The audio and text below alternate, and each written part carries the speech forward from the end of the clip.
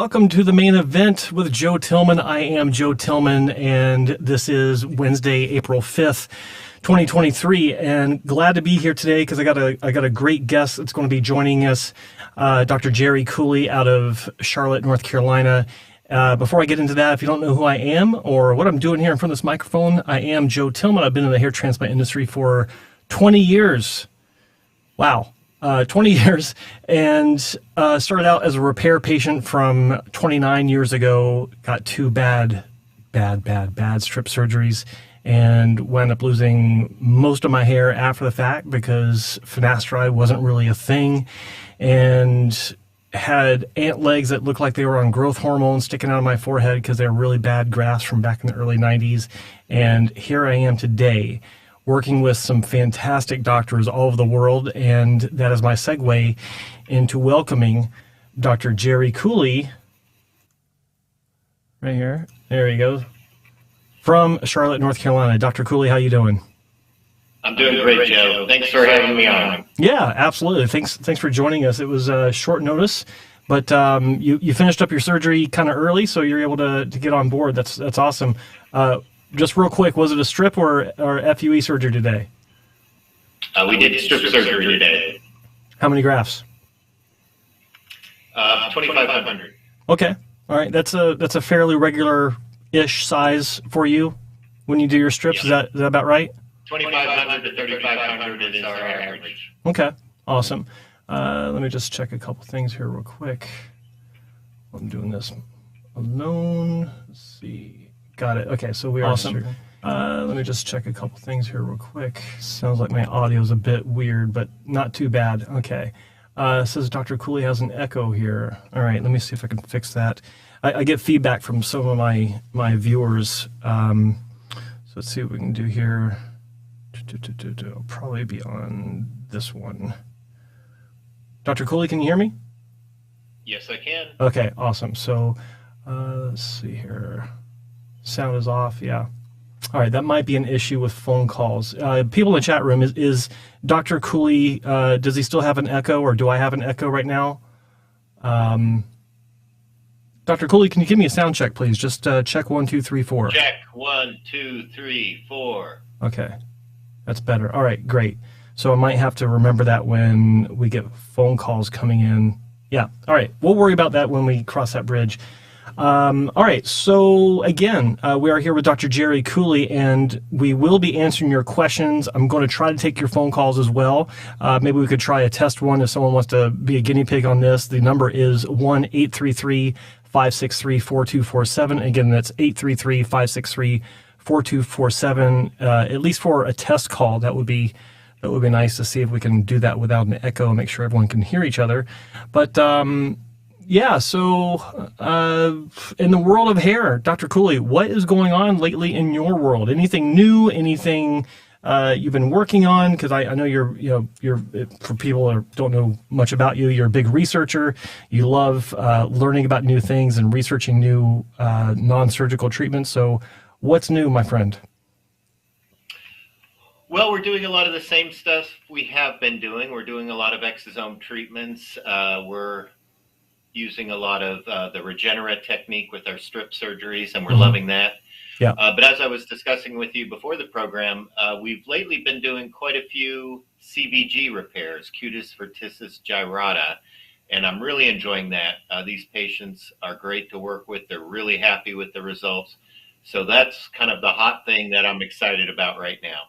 That's interesting to hear. I've seen a fair share of those in my career, but not nearly as many as you, obviously. But for those of you that don't know what CVG is, if you've ever seen someone that has a scalp that looks like it has an exceedingly amount of excess tissue, where you have these lines that run front to back across the scalp, it looks like I don't know. How would you describe it best, Dr. Cooley, as far as the comparison? Well, you did a great job. It actually got its name because it resembled the surface of the brain. Yeah. Gyrata. Yeah. Okay. Yeah. Gyrata. Yeah. So brain scalp. That's the way I refer to it. Oh, yeah, we got a call coming in. 1 second. I'll let you finish that description and that thought while we have the caller on The hold. vast majority of cases, we don't know what causes it. It typically comes up in adolescence when people are teenagers. Now, I've only seen males, but I think it can occur in females very rarely. But Okay. it's almost always guys. And it develops in the late teens. It develops to a certain point, and then it stabilizes, and it's with them the rest of their life. And a lot of these guys just hate it. Just the looks of it, it Yeah. kind of stands out. It does, because it is relatively rare, it's kind of eye-catching. And our technique for treating it, which is scalp reduction, we've brought it back from the 80s and 90s, Yeah. works very well. It's not perfect, but it is a very nice improvement that most of these guys are very happy with. I bet. Like that's a fantastic resurrection of an old procedure that wasn't so great to begin with, but maybe this is what it needs to find its niche. It's home. Yeah, right on. That's good. How many of those cases have you done roughly? Yeah, we've done about 20 so far. Okay, that's the actually numbers are building. Yeah, We're gotten out on social media, and we're getting more and more inquiries just based on other patients posting online. I think that's good to know for the listeners because my first comment, my first observation is you say we've done about 20 cases. The initial response is that's it. But when you think about how rare this is, it's not a very common thing. That's actually a I can't think of too many places that have done that many. Yeah, exactly. That's a lot of cases of CVG. So that's encouraging, and I would imagine at some point you'll be able to have like before and afters on your website. If you don't, I haven't seen your website in a bit. So that's the next step, Joe, and you're going to help me with that. So absolutely. Okay, fair enough. All right. So I've started to give talks and lectures to other physicians about it. So I've amassed some good before and after. Oh, good. Okay, awesome. Let's see about this call that's on hold right now. So hopefully we'll be able to work this out if there's any issues. So, caller, you're on the air with Dr. Jerry Cooley on the main event. Where are you calling from? What's your name? I don't hear him. Let's see. Oh, sorry. Hello? Yeah, you're on. Yep. It's Ed from Toronto. Ed from Toronto. Dr. Cooley, can you hear Ed from Toronto? I sure can. Hey, Ed. Ed, could you hear Dr. Cooley? No, I can't. Okay, all right. Let me try one thing here. And people in the chat, is there an echo right now? Before I hook up, I just got to press one button. We'll see if that works. There's a delay here between my question and when it gets out on the air. Okay, so there's no echo, but I bet there will be now. Okay, Ed, can you say hello to Dr. Cooley again? Yeah, hello? Okay, so he hears you.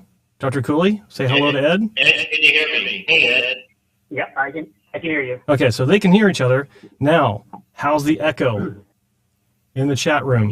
It's manageable. Oh, sorry. Let's see. We're waiting. And Ed, give me your question real quick. Sure. So I've got a few, but you can cut me off whenever. In terms of dermal rolling, using a 1 millimeter, the spike things, how long should someone wait before using something like Dermatch? Okay. Dr. Cooley? Well, my understanding of dermal rolling is that there are two basic categories. So at-home dermal rolling should not pierce into the dermis. So you shouldn't draw blood. So that's right. Whether you're holding a 1 millimeter or a 0.3 millimeter, you're doing it very likely to pierce the stratum corneum, which is the dead layer of the skin. So all that's doing is stimulating the epidermis, which can release growth factors that stimulate the dermis and hair follicles. And in that scenario, you can apply Dermatch or other camouflage agents the next day.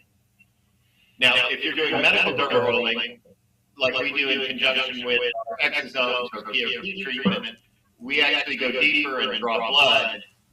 So I would have someone wait 3 days before applying Dermatch. Okay. Thanks. because it's at home. Thank you for that. Can I ask a few more questions? Yeah, one second, Ed. I need to bounce around here a little bit because there was an echo. So I'm just and thanks for everyone at home for your patience on this. This is I've got them hearing each other, which is a great step, but I just need to make sure on this echo thing. So let's try this. All right. Yeah. So now there won't be an echo, but let's go ahead and. Ed, you want to ask the question? Second question? Yeah, and Dr. Cooley, you can hear him now, right? Yeah. Okay, yeah, go ahead. With Propecia, I know the whole story about starting early, and I didn't. And then when I did start, I took 0.5 milligrams, and I've been doing that for 3 years, so it's been 3 years, 2020 to now. My question is, if I wanted to, is it a point where I've got enough of it in my system to keep going at 0.5, or if I bumped it up to 1, is it possible to get more thickness of hair, or if what I'm seeing right now is pretty much where it's going to be? That's my question. Just your thoughts or experience. Okay, Dr. Cooley? Is that for me, Joe? Yeah, no, that's for you. That's for you. So my understanding is that Merck did dose ranging studies, 0.2, 0.5, 1, and 5 milligrams. And the 0.5 was pretty close to 1. Go ahead. Can you hear me now, Ed? Yeah, I can hear you. Okay. So my understanding is that Merck did dose ranging studies, 0.2, 0.5, 1, and 5 milligram. And that there was minimal. Are you still there?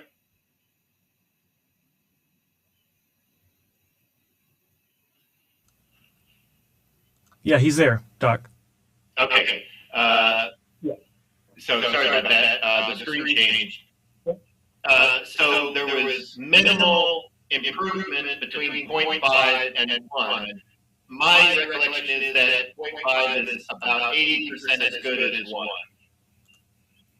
Now, finasteride, regardless of the dose, is only going to lower serum DHT about 65%.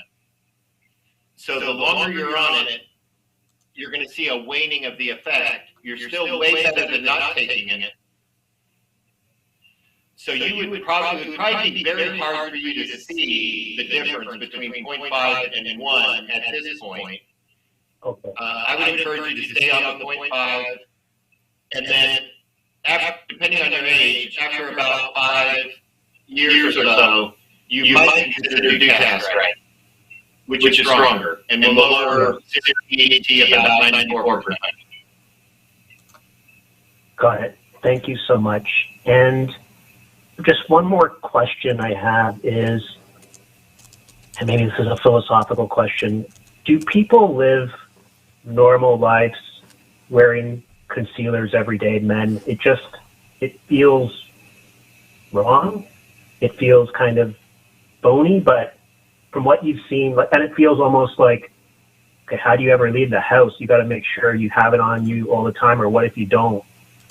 Have you found people that just day in, day out are able to achieve that, like in their lives? I'll go ahead and take that one. A lot of people have no problem with it. I know a lot of people that have been wearing concealer for a very long time. They've absorbed that into their lives as just a normal part of their routine when they get up in the morning. Classic example is my cohort on Friday, Spencer Coburn, on The Bald Truth. He, as he talks about, he paints his head, and he's been doing it for years, and it's a part of his routine. He's accepted it, he's owned it, and he's extremely good at it because I've seen it in person. And if I didn't know better, like it would not stand out to me in a crowd if I saw his head from a distance and I was on a ladder because he's taller than me. It's something that, if you don't feel comfortable with it, then, why continue with it? It's not something that people have to do. You don't have to do that. Yeah, and I think I want to, I think you've given me enough there that Spencer's been doing it day in, day out, and I guess other people have been doing it. It's almost like, oh my God, if I miss it one day, the jig's up, but I guess that's just the nature of the game. Well, let me ask you a question. And this is, answer, honestly, and, like I'm not looking for a specific answer. I'm just genuinely curious. Yeah. What would you do if the jig was up? Like, how would that affect your life? Right now, it's more mental, kind of. Mm-hmm. I haven't really analyzed it, so that's a question I really need to answer. But I can tell you, it's not pretty when I think about it. But maybe I'm not. It doesn't feel like it would be a good situation. Let's put it that way. I get it. I get it. And frankly, I used to be in the same situation at one point. And the situation I was in, this is in the mid 90s when Topic or Dermatch wasn't available. There was a product, Dr. Cooley, you might remember this one. It was sold on late night infomercials by a famous salesman named Ron Popeil. And he would have the Ginsu knives and the football phones and like all these crazy things on late night infomercials. And there's this one product that he started pushing, and he was using called GLH, Good Looking Hair, and it was referred to as hair in a can because it was it was like a hairspray can, right? Yeah. A friend of mine turned me on to that. Because he confided in me, he's losing his hair, and he confided in me because my hair transplant was so obvious. So he and his girlfriend knew that they could talk to me about it, or they thought they could, and they were right.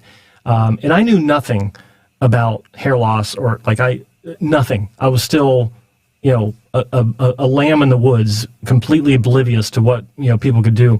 But they turned me on to this because they were trying to help me out because I lost most of my hair and I had this, nasty stuff on my head. And I became addicted to it. I could not leave the house without it. I could not be seen without it. But what I didn't realize, and I've told the story before, was that my hair wasn't as light colored as I thought it was, because I used to be kind of a sandy blonde when I was younger, in my mid-teens, but I was now in my mid-20s, and I was no longer sandy blonde. I was actually medium to dark brown on my hair color. So I had this medium blonde, dark blonde spray, and it's going down the middle of the top of my scalp. And I saw myself in a photo. I was actually at this. I'd taken this girl to this at this all women's college to their formal. I'd driven all the way up to Blacksburg, Virginia. Doc, you know where that is. And I'd gone to this thing, and there I am I thought I'd stand out because I had a white tuxedo. Everyone else had a black tuxedo. No, I was standing out because I looked like a skunk on two legs. I had this like streak down the middle of my head, front to back. My hair looked good, but it did not look normal because I had that streak, and that's what kicked me out of that habit. At first, I couldn't stop it. I still was addicted to it, and because you had to order it, and it would take like 6 weeks to get a new batch. I couldn't get something new to replace it, but eventually I did kick the habit, so to speak, because I was addicted to it, just like you are. And what helped me do that was realizing that I wasn't different from everyone else. Like, everyone either knows someone that has hair loss, and when I say everyone, I mean men. You either know someone that has hair loss, or you're experiencing it yourself, or eventually you will experience it yourself. So, that helped me a lot. Even though I had the ant legs on growth hormone sticking out of my forehead, I was able to ditch it because I felt freer. I felt more, I hate using this word, but authentic without this in my hair and exposing that bad work that I had. I just slick it back and hold it down with hairspray, and that was my look. I felt better with that than I did with the GLH in my hair. So what I would ask you to do is I would ask you to, metaphorically take a breath, take a deep breath, take a knee or whatever metaphor you want, and think about how you're losing your hair, but so are, 6 out of 10 of the other guys that you know, or 7 out of 10 of the other guys you know in whatever circle of friends you have to some degree. And it affects all of us at varying levels, but it's all relative. Like the guys that are just having a little bit of hairline recession, losing their damn minds just as much as a guy that's a Norwood 6. Yeah. So I get it. I totally get it. But if you don't feel right with it, then maybe try reducing how much you're using on a gradual basis to where you don't have to use it anymore. And understand the fact that you're not unusual because you're losing your hair. That's a good point. I mean, that's wise words, and I'll try to take it to heart. But as you know, 2 minutes from now, it'll be on my mind again. But thank you so much, Joe. I'm going to take that into... I tried. Thank you. Thank you and for the show, too, because, it's very helpful. So thanks a lot, Joe, and thank you, Doctor. Glad to be here. Okay. All right. Thanks for calling. Doc, any words? Yeah, you want to share that one? Who cares what anyone else thinks? The older you get, the less you care about what other people think. Yeah. And it makes you feel better out there. Go for it. Yeah. And just learn how to do it right. Investigate different products and use it sparingly.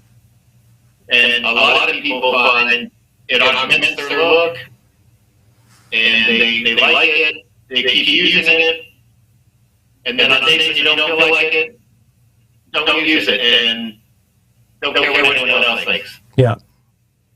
It's interesting. People that do use concealer. I've seen some that have used it to the point where it's actually detrimental to their hair. Have you ever seen that? I'll never forget this one case that I had where a patient came in from Italy, and he had so much. What was it? I think it was Topic, not Dermatch. He had so much Topic in his scalp, and he wouldn't wash it out for a few days at a time. We washed it out. We scrubbed his scalp, and he had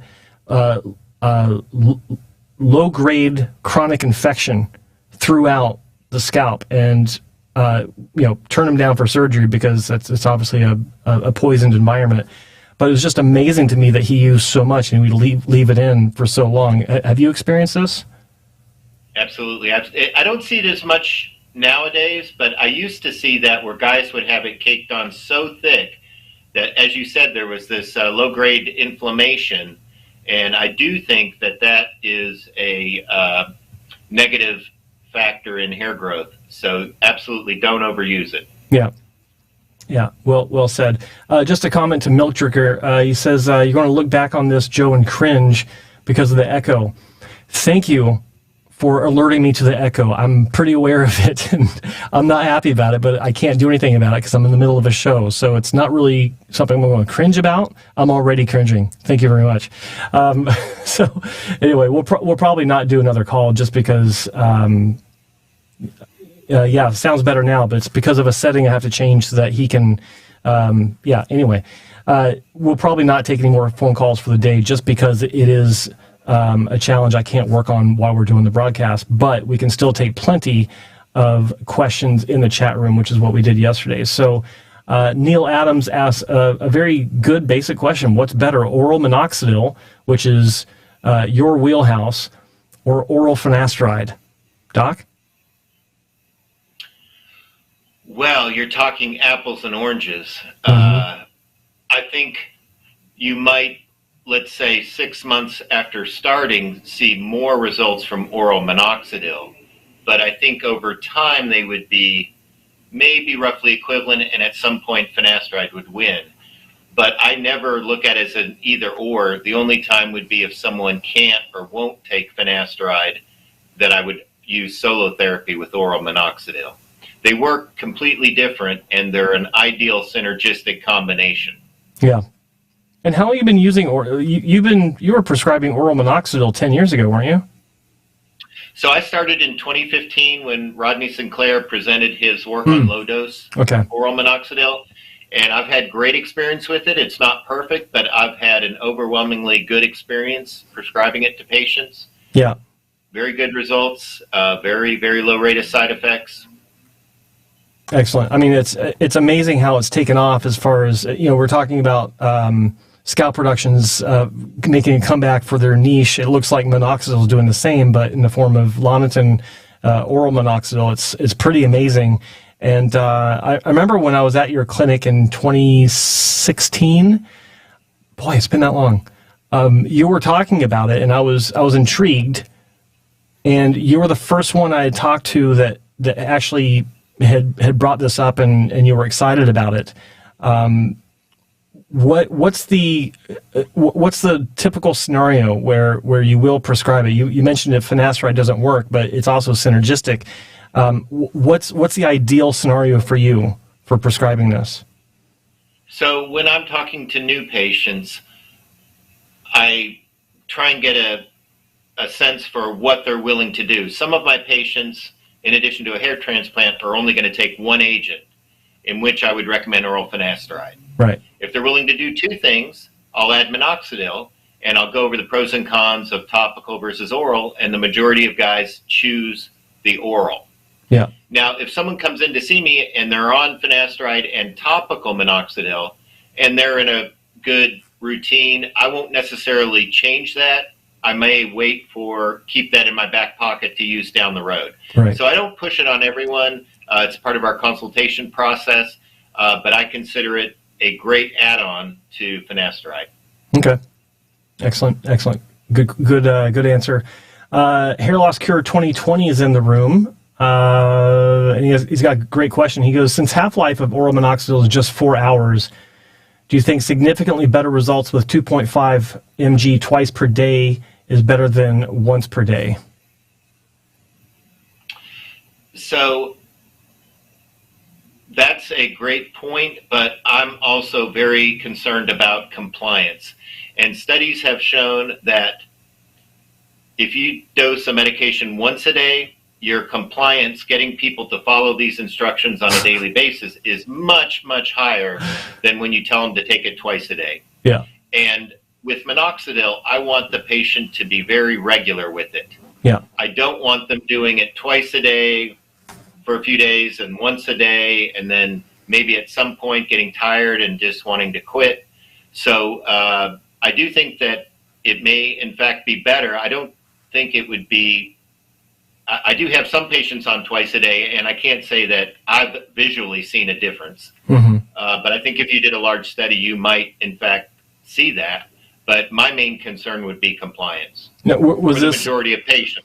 was this not seeing a difference where they were on once a day and they were kicked up to twice a day, or is this comparing? Okay, so you didn't see an improvement from increasing. If they were on, let's say, 2.5, and maybe they had a theoretical concern about side effects, and I said, why don't you take 1.25 twice a day? Visually on follow-up, I didn't see a difference. But again, that might be something you would pick up in a large study. Okay, that's important to point out that it wasn't 2.5 twice a day. You took the 2.5 and broke it down into 1.25 twice a day. Dose. Yeah. Okay. Yeah, definitely. If you went from 2.5 once a day to 2.5 twice a day, you're going to see an improvement for sure. So you have seen that, like you have seen patients. Yeah. Okay. That's also yeah. So my experience with minoxidil has been that the success and the side effects are dose related. So majority of my guys are taking 2.5. I have a very small number on 5 after they've done well, and we have a compelling reason to do that. Mm-hmm. But I don't typically use 5 or 2.5 twice a day on very many people, just because I want to stay well within the safety margin. Okay. All right. That's a great answer. And great question by Hair Loss Cure 2020. As always, he's one of the smart ones. We like him. There's a great question in the chat room from a regular subscriber to the channel. I always appreciate his support. His name's Sergey. Of course, he's got it written in Russian characters here. But He says, do short grafts survive worse than longer ones? Now, I'm gonna take this first, and Doc, you can agree or disagree, but I believe that if you have short grafts, they would survive equally as well as longer grafts, because the short grafts are relative to those longer grafts because they came out of a patient that has short grafts. So the vascularity of that scalp might be closer to the surface, where it can feed those grafts just as well as the vascularity on a scalp that's got longer grafts. Doc, what do you think? Yeah, I haven't seen any difference with the survival. Now, we do some things that we call bioenhancements, where we use ACell, we use post-op ATP.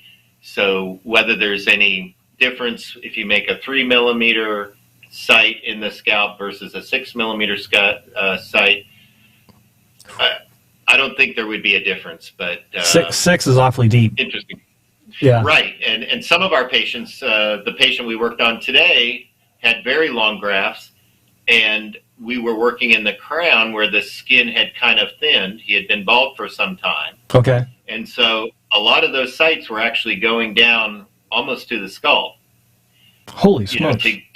To make sure that the graft fit all the way in the site. Yeah. I think they're going to do fine. I haven't seen a problem with that. But it's an interesting question, but I haven't really seen an effect. Yeah, and I think I've heard that one before long ago, but it is a good question, and it is a logical. There is a logical thought process that goes along with that. But when you understand the relativity of this from one patient to the next, that's how it works out. But I got a question I think that people would like to hear the answer to. You mentioned how the scalp tissue, the skin in the crown had thinned because it was quite bald. Can you expound on why that happens? Because I never see anyone asking about this, and I don't think I've ever seen anyone talk about it. Well, we know that there's a relationship between the hair follicles and the fat. Yeah. And the fat and the hair follicles stimulate each other. And, some people have hypothesized that the loss of fat preceded the loss of hair. I don't buy into that was the cause of it. I think it was just genetic DHT sensitivity. Right. But I think when the hair follicles disappear, that stimulation of the fat disappears, and the fat layer will thin out. Yeah. And the flip side of that is when we do a transplant, the skin thickness will improve. So putting transplants in will cause that fat layer to puff back up again and the skin to become more of a normal thickness. Are you seeing a reduction in vascularity of areas that are clean bald versus areas that aren't? And would that have some sort of influence on that? So I think there's more individual differences from one person to the next than there is from the hairless scalp to the hairy scalp in any one patient.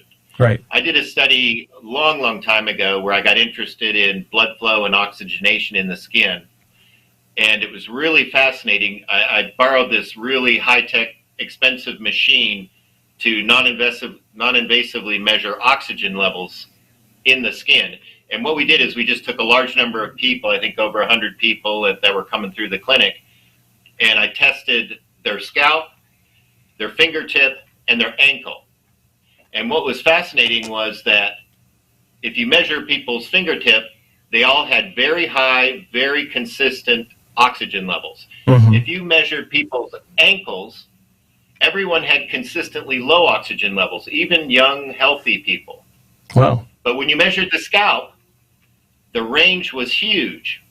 Okay. So, and we could not correlate it with age, sex, smoking, baldness, hairy. So I think there's more genetic variation in blood flow from different people's scalps. And that's one of the things that led us to developing post-op ATP. Was I became concerned that with dense packing in someone who had just a genetically low oxygen level in their scalp, whether or not we would get the same kind of survival. Yeah. So I wanted to kind of even the playing field by making sure everyone got plenty of ATP, which is why you need oxygen. Right. Of course. That's awesome. It's like we didn't plan this one. It's just my question. Apparently, Dr. Cooley's such a researcher, and he's done so many research projects over the years. That's part of his initial training when he's in medical school was being a researcher. Isn't that right? Was it Johns Hopkins, right? You're a researcher there. I did my internship at Hopkins, and I did my derm residency at University of Maryland. Okay, and that's right. where I got involved with culturing dermal papilla and the whole cloning thing in the mid-90s. Yeah, and so my question was a perfect segue into that study that you did. Yeah, there's a lot of work in that you've done. So, great question here. What does Dr. Cooley think about verteporfin? So I've been following it from the sidelines. I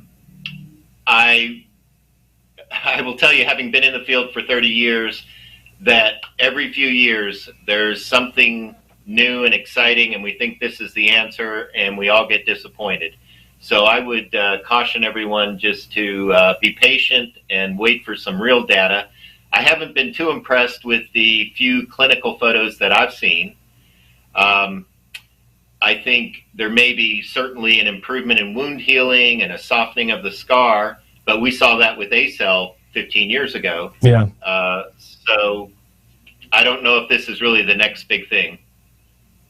I'm not holding my breath, but I haven't seen any really convincing evidence that we get true follicle neogenesis in humans. That's the holy grail. Yeah, of course. That's what we're looking for. And not to say it doesn't happen every once in a while. Like there's usually some case that pops up where, there might be some very slim evidence in a few patients, but we're looking for consistency. We're looking for results that can be replicated on a consistent basis and in high volume for it to be even beginning to be worth considering. So, I mean, I try not to be.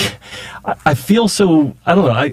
Like every time these things come out where they're trying something new, I'm just kind of like, here we go. I try not to be cynical about it, but how can you not be after so many years of absolutely. Let's see. So just let me, if I could comment on that just real briefly. Yeah, go ahead. ACell studies we did 13 years ago. So we did FUE sites, and we would pack the ACell in there and control, because the colleague who introduced me to the ACell said he was seeing new hair, as in neogenesis. Yeah. So I thought this is, pretty extraordinary claim. And so I tried to design some careful studies around that. And what I found is with an FUE site where you had a clean extraction, meaning no transection, nothing left behind, ACell did not produce new hair follicles. It did lead to a softer and I think healthier skin, better vascularity. Now, if you had a transection, so if you went after a 3 hair and you got 2.5 and you left some fragment behind, the presence of ACell would increase the chance of regeneration. So I do think growth factors can act on the inborn potential to regenerate from a transected follicle. But I think probably that would be true for PRP, adipose stem cells, potentially verteporfin. But I haven't seen any proof that we can get true follicle neogenesis. Right, and when you're packing an ACell, I mean, we're looking for the signaling from the surrounding cells to kind of indicate to that. Respond. Yeah, to respond to that. But when you've got a clean extraction, how many of those cells are available in that immediate area to actually signal it? And it's such a grasp to reach that far into actually creating a brand new follicle from scratch based on peripheral signaling. But I can see it. Like if you've got some sort of fragment left over, that the signaling can be modified. You have to have those two types of hair follicle stem cells present to recreate the new hair. Yeah. I could talk about that for a while. That's interesting. But there's a good question here. Neil Adams asked a good question. He goes, I've been on finasteride for wrong question. He asked a different one before. Let me move up. Sorry. Hampton Hudson says, does Dr. Cooley have a good idea of how long topical finasteride/minoxidil should stay on the scalp after application for full benefit? And I've got a question for you after your answer. So I don't know the answer about finasteride. What I've always been told with minoxidil is it needs to be on the scalp for 1 hour to get absorption. Yeah. I think someone asked that recently. I don't remember which show, but I think I said something similar. Maybe a couple hours is what I said. But yeah, that makes sense. But my question is, when you're dealing with these new topical formulations, be it finasteride, dutasteride, combination of two or whatever, when you've got a situation where the patient isn't bald, where they're diffused, but more, not quite so diffused where people can notice it, but it's still enough to where it's obvious that, or at least to the patient and to the prescribing doctor, that there is hair loss. Does it make sense to have a topical that's a thicker compound, or would it make more sense to, ingredients aside, as far as the delivery mechanism, I'm just talking about delivery to the scalp so that it can do its thing. Does it make more sense for it to be a thinner liquid type of format? Yes. That's kind of an easy answer. It is. I just wanted to hear it. Yeah, I just want to hear it. I say that because there's some formulations out there that are thick, and when you've got hair in the way, it's like, how can this formulation get down to, some of it can, obviously, but how can the dosage that's coming out be spread appropriately onto the area of need if there's all this hair in the way? So I just wanted to hear it from you. I'll tell you what I personally do is I use topical Rogaine, and then I use the topical dutasteride from Zion Health, which, as you say, is very thick. But my scalp is already wet from the Rogaine, so I can mix in the dutasteride gel. Yeah. Dutasteride gel. Otherwise, wait a minute. Hold on. Oh, tell us more about. I'm not supposed to say that. They've got that going. Let's hear it. That might be a prototype. I don't know. I've been working with Zion Health, and so I've been using their topical dutasteride. Okay. Interesting.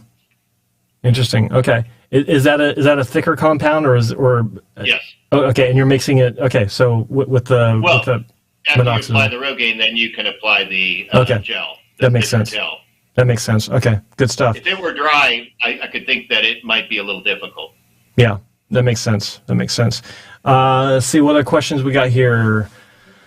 Okay, a lot of stuff between Spencer and Ken. Okay, I'll scroll up here. Neil Adams says, I've been on finasteride for years. I've started on oral minoxidil. Just 2 weeks. Will I go through a shed or not, because I'm already on finasteride? So he's been on finasteride. He just introduced oral minoxidil. He wants to know if there's going to be a telogen effect on the addition of oral minoxidil. So I haven't typically seen that. Theoretically, it's possible to get a little bit of shedding, but we would hope that the oral finasteride would bring the percentage of hairs in telogen down to closer to normal. Mm-hmm. That's why you shed when you start minoxidil if you're not on finasteride, is because with hair loss you have a higher percentage of hairs in telogen. Right. And minoxidil pushes them into anagen. But if you're on finasteride or dutasteride, then you're bringing that closer to normal. Okay. All right. I hope that answers your question, Neil. Let's see what else we got. And while I'm looking for new questions, feel free to put them in the chat room.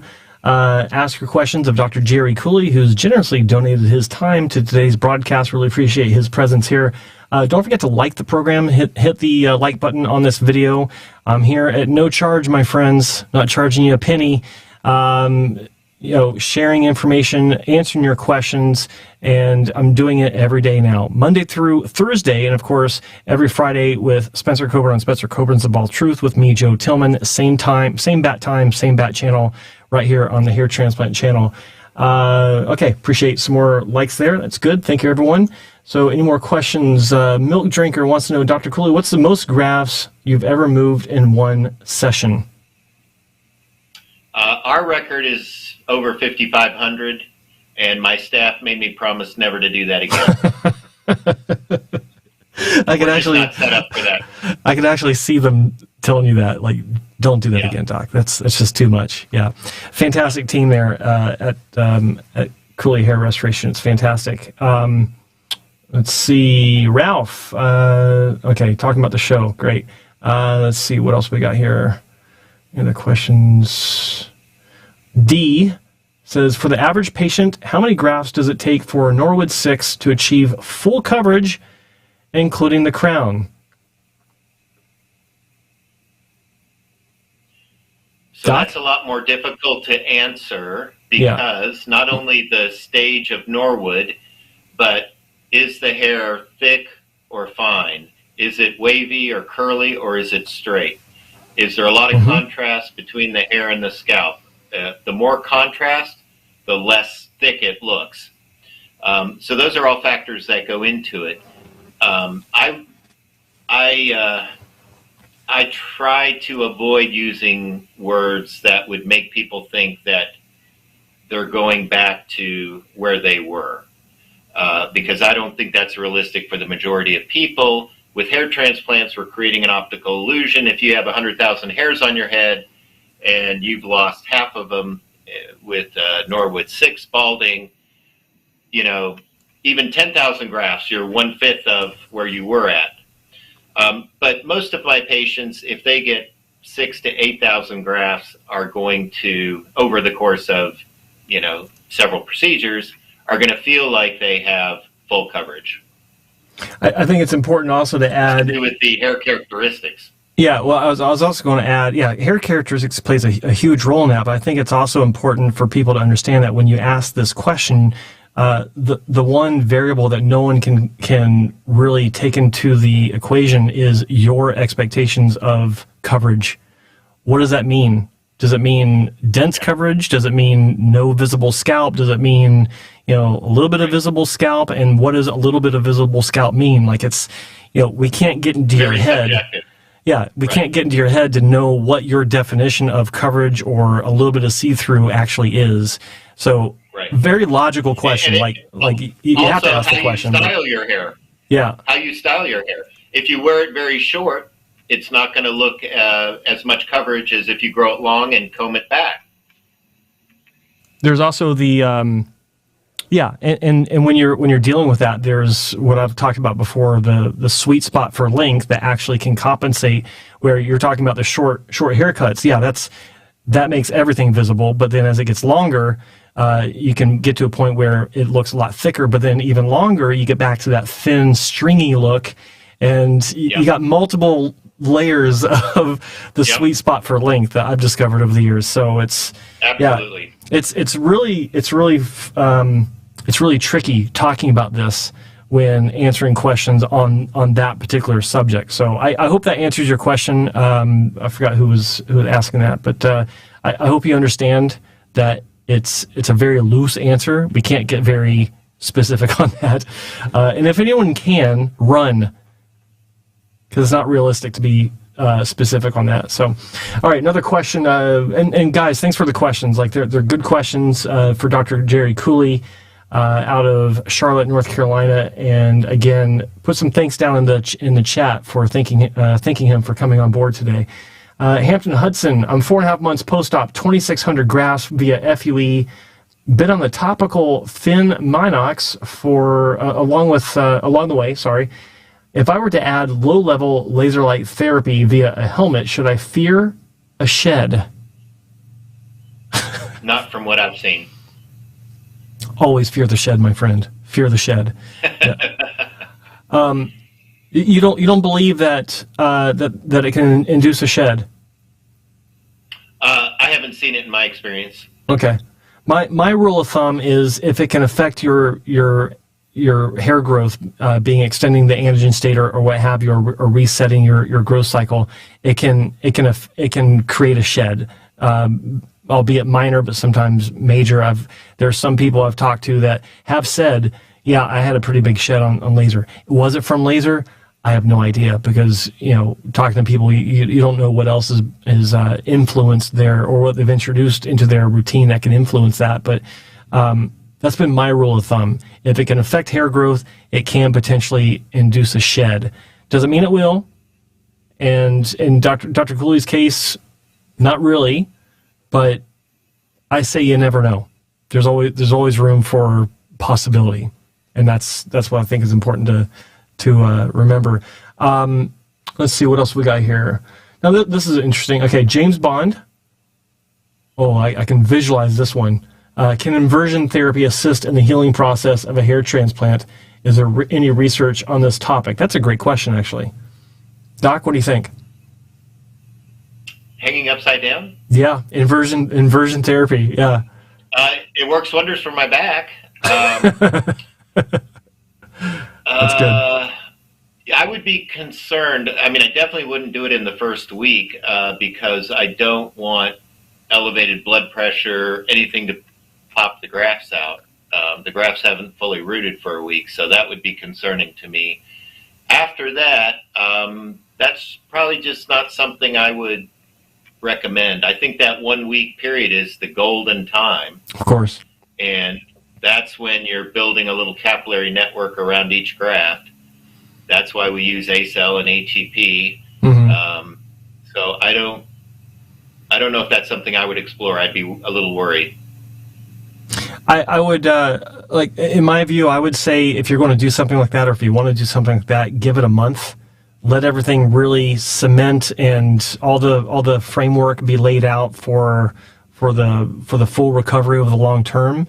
And if you do something like an inversion therapy, where obviously the goal is to increase the blood flow to the area, there's still healing and remodeling going on. So I would imagine 3-4 weeks onward, then that would be something to consider, to where it wouldn't hurt anything. But like Dr. Cooley said, absolutely the first week, that's a big no-no. Don't even.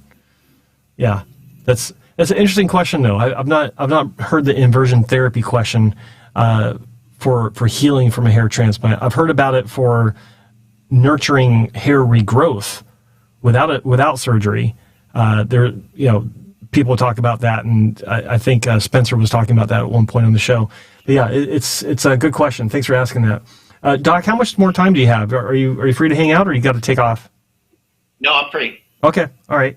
Let's see. We're coming up the top of the hour now, and see. D says, my main concern is not having enough donor to address the lower dipping of the crown. Would you graft this area first, so I'm not left with this area empty? Meaning before the upper crown. Yeah, so the bottom of the crown.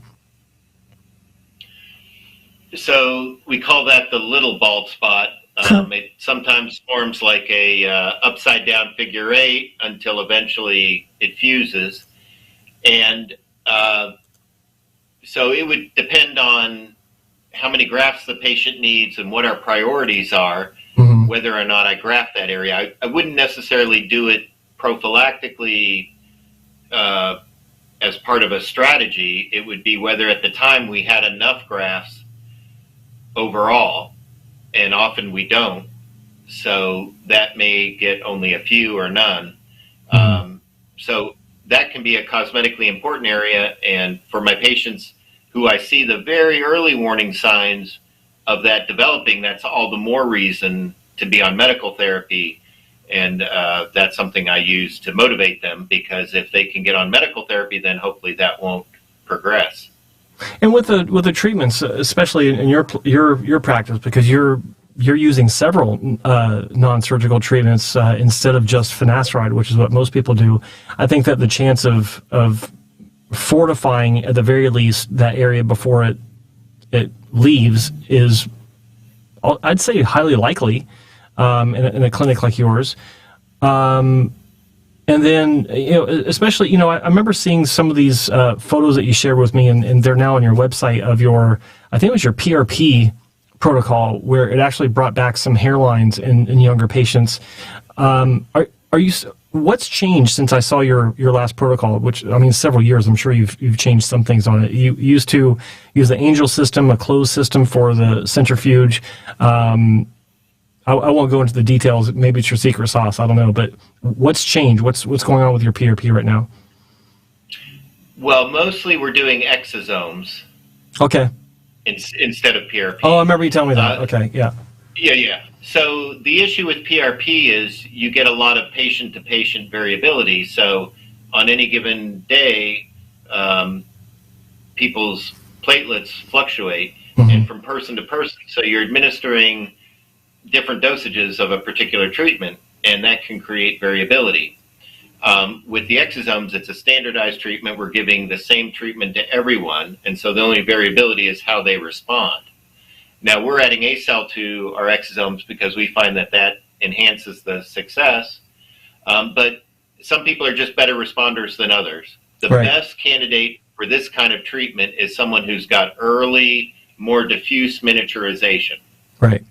And better yet, if they're on medical therapy, because we get a better, longer lasting result. If they're not on medical therapy, Mother Nature is fighting us from day one.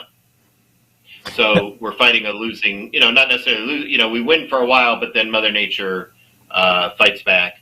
And so we have to do the treatments more frequently in patients not on medical therapy than those who are.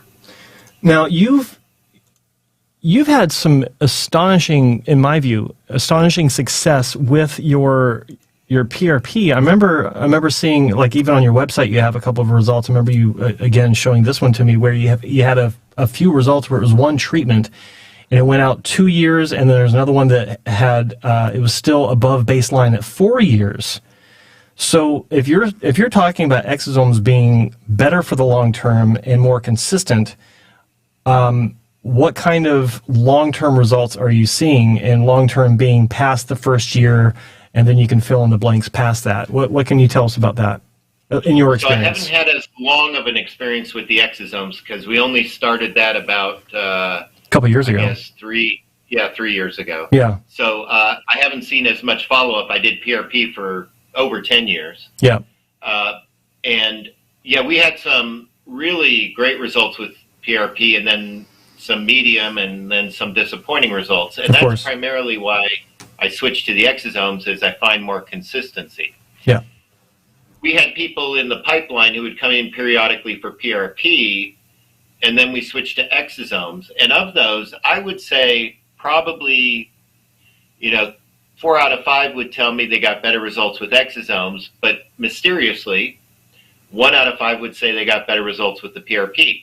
So I think it had to do with the quality of those patients' platelets, and just, again, there's that treatment variability with PRP that you don't get with the exosomes. Okay. Just thinking about that. So, all right, and you've been using it for 3 years. When exosomes were first being talked about, just like with everything, there was a lot of hoopla over it, and a lot of interest. It's died down now. What's your opinion on that? Like, and I say that because, or I ask this because different clinics were making different claims. I know that, just like with PRP, not all exosomes are made the same. There are fewer companies that provide them than I think we'd like to see. But what do you think has led to the, I guess the dying down of the of the excitement over exosomes? Well, I think anytime there's a new treatment in the hair world, we all get excited and we want to try it. And there's people who are making some exaggerated claims, and there's confusion, and a lot of people try it, and it takes a while for things to settle out and for you to get the real scoop on whether this stuff works or not. And I do think there was some exaggerated enthusiasm about exosomes to begin with. And I find it to be a useful therapy, but I'm very careful. I don't think it's for everyone. And so we typically, we don't even advertise it on our website. When people come in for a consultation, we talk how it can be useful. We show them representative photos. And, I end up doing a fair amount of it on a weekly basis, but it's in people I've already seen. I know So I think it's a useful tool, but we're always looking for something better. That's of course. for sure. Yeah, that's actually a very good way of putting it. Back to questions from the chat. We've got Dave H1 or Dave H10. He's got a good question here. There seems to be an increase in certain doctors putting adolescent temple points. I think he means temples on patients. Is there a certain age when rebuilding temple points should not be considered natural? I'm not sure if he's talking about actual temple points or the temple corners, the recession of the triangles on a Norwood 3, but apply it to either or, the answer. Don. Well, I'll take him at his word, and we'll talk about temple points. Okay. I enjoy doing them when they're necessary. Yeah. And I avoid doing it when I think I can get by without it. Yeah. Because similar to doing the crown, so if I do a hairline and the patient has some thinning down the road behind that, you can still have a natural look, because you see men with retained hairlines with thinning behind it. That's actually a natural pattern. You don't see someone with strong temple points and then a strip of thinning behind it. Yeah. Just like a young guy with thinning in the crown, if you put that in densely, they may recede around it and create an unnatural island of hair. Right. So I avoid doing it in younger guys. When I do it, it's when I'm comfortable, they're on a good medical program, they're committed to it, and it's really necessary to get the cosmetic results. There's different phases of temple recession, and some guys, it actually recedes to a straight line or even a scalloped line, and you're not going to be able to give them a good-looking hairline without doing some temple restoration. Mm-hmm. And then there's other times where maybe the patient's a little older and it's really going to create the right look that you want, that I feel comfortable doing it. But people should be very cautious about doing this. It is, I consider it a high-risk area. I think most clinics shouldn't even try it, because unless you... And it's technically difficult. Yeah, so, because of the technicality of it, or the technical difficulty of it. It's something that I understand why a lot of clinics want to do it, but a lot of clinics shouldn't do it, because agreed. It's just no. It's just no. Here's a really good question. It's a very generalized question, but I'd like to for people to hear your take on it. John Henry Lalanjaman says, Dr. Cooley, what would be the most common reason for poor growth in a hair transplant? Well, I think in the era of FUE, the most common reason would be transection. Mm-hmm. So the clinic who isn't careful, doesn't take their time, they don't have the experience, they're transecting follicles. And then probably the next reason would be trauma on placement. And then the third reason, let's say you've got an experienced clinic, but then they're starting to go denser and denser, mm-hmm. would be inadequate blood supply. Yeah, not being able to gauge it, make a few incisions, assess the situation, and back off when you're seeing tissue degradation or excessive bleeding or what have you, or even bruising intraoperatively. Those are signals, and just speaking to the audience, those are signals that doctors need to look for. I was talking about this yesterday with Dr. Nussbaum about tissue disintegration when you make incisions too close together, and that was a nice discussion we had. But it's something we didn't cover was observation of the intraoperative bruising during the procedure as well. When you see that, that's also a sign to back off. So it's interesting the dense packing scenario. I was thinking about a study that was done. This was published on the forum, the IAHRS forum. You know it well, Doc, where it was the density limits were tested, and I remember I forgot what the number was. I think it was in the 30s. Like 35 was the limit of what was realistic, and I remember thinking to myself, well, if you've just now tried it for the study without really doing it on a regular basis, is that really a valid study for density? No. Yeah. No, and there was kind of a trend in our field about 20 years ago to do all these little studies to answer these questions. Yeah. And in addition to the factor you mentioned where the doctor wasn't experienced with the technique they were studying, Yeah. just such small numbers. I mean, they would do one box at, 30 grafts per square centimeter, another box at 40, and another box at 50, and then they would generalize that. So we got 96% survival in the 30, and we got 89% in the 40, and we got 62%, and then they would generalize that for everyone everywhere, which is just absurd. So you don't see those kind of little studies anymore because I think people recognize the limitations. Yeah, it's like for me the analogy would be someone seeing Usain Bolt do the long jump for 30 feet or whatever it is, and saying, I don't know if that can be done, and they try it and say, nope, it can't be done. No, I advise you don't try it. Just don't try it. It can't be done. Yeah, trick photography. Yeah, it's the angles. It's the lighting. All right, next question. We got, let's see, some generic questions about. Yeah, okay. What do you think about what's the best shampoo for hair loss? Would it be ketoconazole shampoo?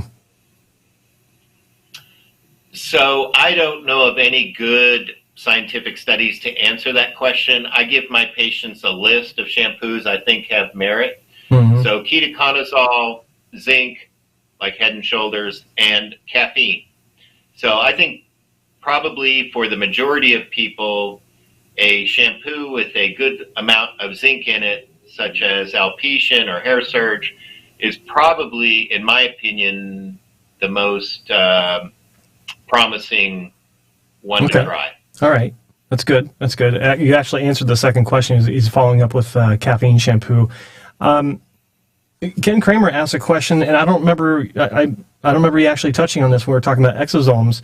How often do you need exosome treatments? We're talking about the longevity, but when you're having patients coming in, what's your recommended treatment plan as far as the longevity of So in doing these results? Treatments for the last 15 years, the answer to that question is it depends on two factors. Your underlying genetic sensitivity. So a guy who's going bald quickly needs treatments more frequently than the guy who's thinning very slowly. Common sense. Mm-hmm. The other factor is if they're on medication. So that's going to change your genetic curve, so to speak. Yep. The average patient that we see, if they're on medical therapy, finasteride and minoxidil, are going to get about 2 years out of their treatment and then need a booster. And that the guy who's not on treatment, it depends on how aggressively. Some of my patients come in yearly, but someone else may need to come back every 6 months because Mother Nature is pushing back very hard. Yeah. So you're not making a recommendation on return trips until everyone sees how the result is manifesting after. I tell them they could do one of two things. They can just wait and see for themselves, which some people do, mm-hmm. or if they're nervous about watching any decline, the average patient, so average, moderate, underlying potential who's taking medication, in my experience, they can come back every 2 years. Yeah, and I think it's interesting and valuable to hear this because there are clinics out there that make recommendations, make it almost a part of the plan. They do make it a part of the plan from day one. Okay, here's your treatment. Yeah. We'll see you again in 3 months, or we'll see you again in 6 months, and every 6 months. Yeah, exactly. And every 6 months until you can't afford us anymore, that kind of thing. So, I think that's a sensible approach, just let's wait and see. And then people ask me another kind of related question, Joe, is, well, what happens if maybe I don't, it's not wearing off, but if I come back again in 6 months and I just keep doing it, am I going to keep seeing the same improvement? And the answer is no. Yeah. So my theory is that you have a maximal thickening potential. Yeah. So let's say your maximal thickening potential is like this. And with one treatment, let's say we get 70% of that. Mm-hmm. If you come back in 6 months, we're going to get 70% of that 30%. And you're going to think that treatment didn't work as well. It had the same success rate, but there was a smaller sliver of potential thickening left to go after. Yeah. So that's why I'm not into these series of treatments and keep. What reasons would they come back for a second surgery? The guy we did today, a year ago, he was type 6. Mm-hmm. We did 4,000 grafts to the front half and just a little sprinkling in the crown. I try and design each case as a standalone, as if I won't see them back. Mm-hmm. But he knew he wanted to see this through, so he already signed up for a second procedure. So he came back today. We did 2,500 and focused on the crown. So Okay. that's a scenario there. Most That's of my good. patients aren't type 6. So let's say it's a type 4 and we're doing a frontal restoration. The majority of those people are going to be happy for the foreseeable future with one procedure. Yeah. Okay, that's good, and I like the I like that you still design the degradation of density towards the back as if they're not going to come back, even if they say that they are definitely signing up for number 2. And I think that's smart because no matter what their motivations are to come back for number 2, it doesn't mean they'll be able to. And they still and even if they are going to come back, they still have to walk around for X number of months with. If you're not designing it as a standalone with this demarcation of hair in the back before it hits the crown, it just doesn't look right. So it's good to hear that. Like, I knew these things, but it's nice for the viewers to hear this, because I think it's important. Too many times patients will go to a clinic and they're not aware of this type of scenario where, you may have plans for 2, but you may not have the funds for 2. Who knows what's going to happen in 6 months, or you have to move, or whatever. So it's always good to look at one procedure as a standalone, even if you plan on it not being a standalone. Just keep that in mind, everyone. That's important. Well said, Doc. Let's see. All right, it's 4:13 right now. We got another 45 minutes for the show. If you need to leave at any time, Doc, just let me know. We can let you go at that point. Let's see. We got. Yeah, here's a good one. So let's see, John Henry Lalanjaman. Sorry if I'm butchering your name there. Trying to say it right. So if a patient is a bleeder, I love bleeders. A high density transplant would most likely result in poor growth? ? So I have not seen a difference between the degree of bleeding and the degree of growth. But again, I keep harping on this. We've developed these bioenhancements over the years to try and make sure that we get consistent results from patient to patient. So using ACell and ATP, I think, helps even the field. Yeah. Generally, I like to see a moderate amount of bleeding to know that there's good blood supply in the scalp. The last couple of days, we've had kind of excessive oozing. Other than just slowing us down and making a mess, I don't think it affects the results. Yeah. So the bioenhancements, as you call them, that's a nice way to level the playing field, so to speak, when there is a situation of excessive bleeding, oozing, things like that. It's a good question, good answer. Let's see what else we got here. And before I get into it, people, remember, like this broadcast, click that like button. If you're not a subscriber, thank you for joining us. We appreciate you watching, but do me a favor and click that subscribe button and ring the bell for all notifications. I am not getting paid for this. This is on my own time and that of Dr. Cooley. We're really fortunate to have him spend some time with us, donate almost 2 hours, just over an hour and 15 minutes so far. Thanks again, Doc, for joining us. It's really nice to have you here. Happy to do it, Joe. Haven't talked to you in a while either. It's been a few months. Good. It's good. Just good to see you there, Doc. So next question we got. Let's see. This is a good question from Neil Adams. He's taking oral minoxidil. Is it okay to take Viagra? Go for it. There you go. Straight out of the man's mouth. There you go. I'm not aware of any contraindication. Okay.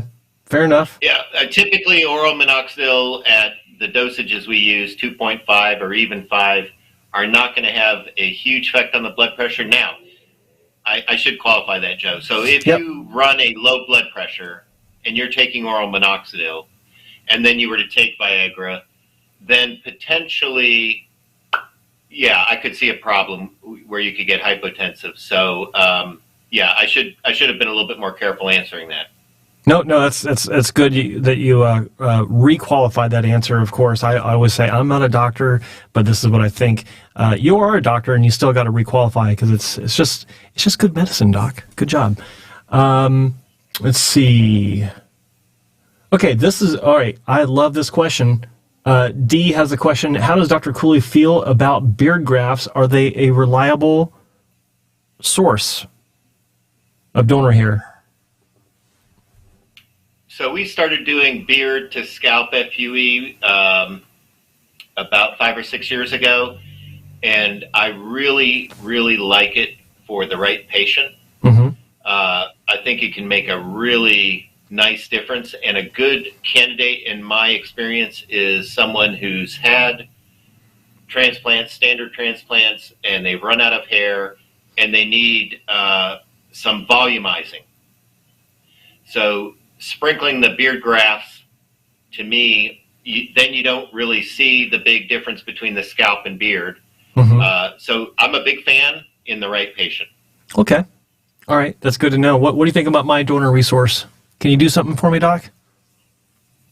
Absolutely. Yeah. We'll get you signed up. I was sitting across from Arvind Paswal years ago in Milan when we were, I forgot where we were both there. It was at Beauty Medical, and we were all having dinner, and he was right across the table from me, and he wouldn't stop staring at me. I'm like, Doc, what? Can I help you with something? Like in front of everyone. And he goes, I'm sorry, but I'm just imagining the possibilities with your beard. You got so many beard hairs. I could do so much for you. I never forgot that. That was funny. He's big on beard hair. Yep. Yep. So here's a question from Hampton Hudson. He goes, this one's for both of y'all.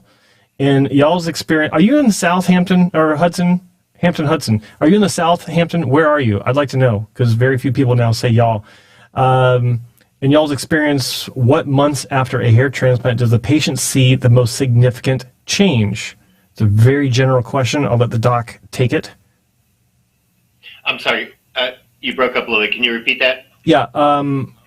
What months after a hair transplant do patients generally see the most significant change? I would say for my patients between 5 and 6 months. Okay. All right, 5 and 6 months. I'll get deeper on this answer for you. It depends on where they started. If they're Norwood 6, I'd say between 5 and 6 months. 5 and 7 months, I'd say, actually, just to requalify that one. But if you have existing hair, say you're a diffused thinner of varying degrees, and you have the entire area carpet bombed with graft work, I'd say it would be more along the lines of 7 to 9 months, because those grafts, when they start to grow in, you'll see differences. You'll feel differences, I think, before you'll see differences, because as you're rubbing your hand through your hairs, you'll feel those stubbles coming through. But it takes time for the growth to catch up to, depending on the length of your native hair, it takes time for them to catch up. And then usually months 7 through 9, 7 through 10 is when the hairs that have grown, which is most of the hairs are popping through, they kind of volumize, they thicken. And when added to diffuse thinner, that's when you're going to see the biggest improvement, because that's when all the hair underneath that canopy of existing hair has reached a length to accentuate what's already growing. That was way too long to say, but how's that sound, Doc? Does that make sense? Totally agree with you. Okay. All right. There you go. And he's in Georgia. All right. Love Georgia. D has a question. Do you ever see recipient redness linger for a long period of time? When does it fade away? Two questions. So I have seen it. I don't know what causes it. We do the same technique on everyone every day. And out of the blue, it might be once a year, someone tells me this, what do I do? And I look back and we didn't do anything different. I think there may be some genetic susceptibility to it. Mm-hmm. we typically will, if it's like, say, in the first 3 months, we might tell people to be patient, that we anticipate it's going to fade. For someone who has it longer than that, which I can recall a case a long time ago, 15 years ago, where it must have lasted 1.5 years. And I tried all sorts of different things and couldn't seem to get rid of it, but eventually fizzled out. Yeah. So for someone like that, I would have them make sure that they wear a hat in the sun, they don't get extra sun on it. If I thought they had some other signs of dandruff and seborrheic dermatitis, we might use a cortisone. But for someone without that, I wouldn't want them to overuse the cortisone, because then that can damage the skin. Exactly. So just trying something like aloe vera and maybe some natural products to see if it responds. Okay, fair enough. I used to tell patients like if they were very fair skinned, I would suggest that they take the long route to gaining a base tan before surgery, and that seemed to, for a lot of patients, I don't have any data on this, but for a lot of patients it did seem to, and I'm talking about ones that I figured might have that issue, it seemed to not come back as a negative, where it did kind of blend better, and the redness didn't stand out. I can't say how long it lasted, was it effective for months on months, but it did seem to have a positive effect for patients. Didn't see a lot of that long-term redness on the pasty white guys like myself. I had redness forever. I was red for, I think my first surgery, I had residual redness for 9 months, which is quite long. Let's see. We got Jim73. When finasteride no longer works well, do you recommend slowly introducing dutasteride with finasteride, or simply stopping fin and starting dutasteride? And is 0.5 milligram once per or twice a week enough dosage? I'll take this one to start. I'm never a fan of stopping anything cold turkey. I don't care if it's 5-alpha reductase inhibitor going to another one, or if it's one medication to another. I don't like the idea of cold turkey anything. Titrate down and introduce the other at the same time. Titrate up on the other until you reach parity, and then continue on with the one that you want. I think that's the safest way.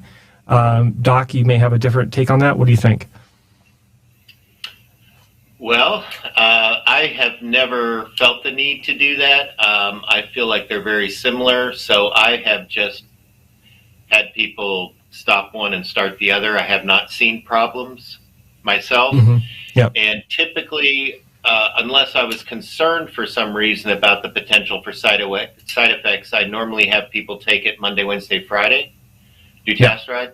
Yeah. And if there was a question of side effects, I might, it's got a very long half-life, so maybe once a week, twice a week would work, but I would rather load them up initially to achieve certain levels before you did that low dose. Yeah.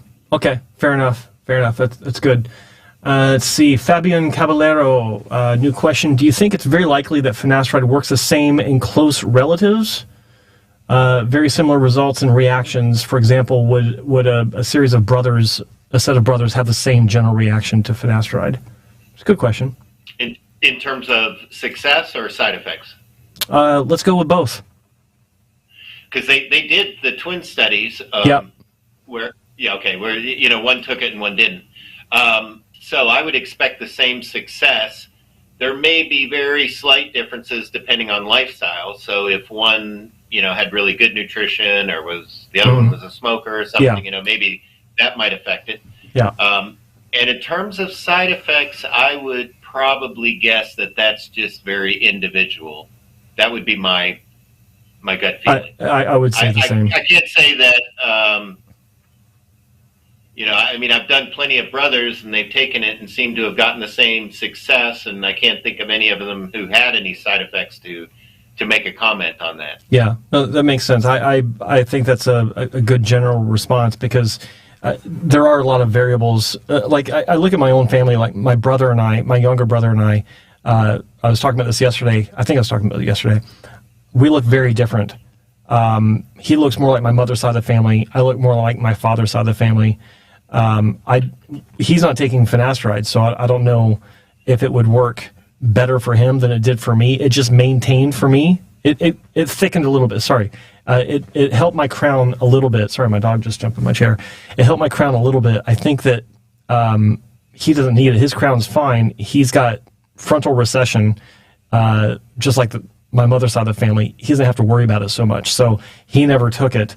But I think that it is a variable among families. I don't know if he would. I think he'd probably respond better. I was okay. Who knows? Let's see. Sergey asks, okay, this is a good question. Does the use of topical tretinoin several months pre-op enhance graft survival through improving scalp vascularity? Good question. So, that is not something I've ever tried. I've never seen that studied, nor would I necessarily recommend it.